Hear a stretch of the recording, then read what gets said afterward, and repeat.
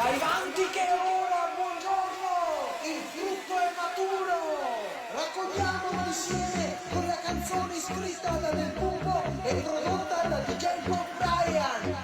Mentre tu sei al mare, che da bronzi in spiaggia, noi qui nel vigneto tra le zanzare con il sole in faccia.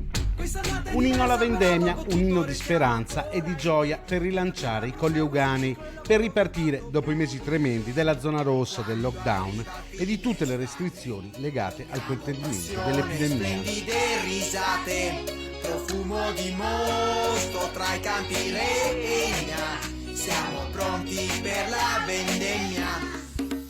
Lo youtuber Nicola Canal, meglio conosciuto solo come Canal, quest'anno ha deciso di dedicare a Vo e alla sua produzione di vini rinomati e conosciuti in tutto il mondo il video che celebra la vendemmia, una parodia scritta da Matteo Del Pupo della canzone Karaoke di Alessandra Amoroso e Bundabash e con protagonisti la natura, il territorio, i bambini e i residenti dei Colli Euganei per dar voce e ringraziare tutte le aziende e il consorzio di Vini Doc.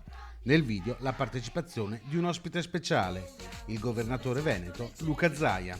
Prendi nota, Canal, il peso è vero che importa, ma il grado è quello che conta. Ricorda, il peso è vero che importa, ma il grado è quello che conta, la qualità è sempre molta. Tutti a vendemmiare, si riempie il tino, voglia di riuscire a produrre buon vino, del resto è proprio vero, è un prodotto che ci invidia il mondo intero.